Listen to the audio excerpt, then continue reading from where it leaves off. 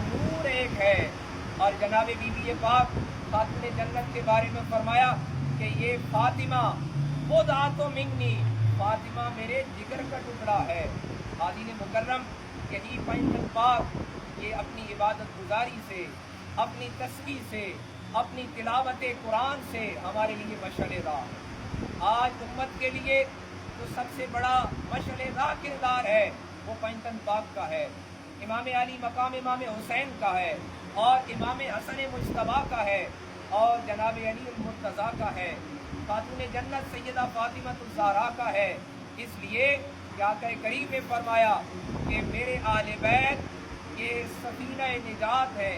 जिस तरह हज़रत नूह की कश्ती को निजात का सफीना बनाया गया था और बताया गया था कि पहाड़ियों पे चढ़ने वाले भी डूब जाएंगे, बचेगा वही जो नूह की कश्ती में आ जाएगा। तो इस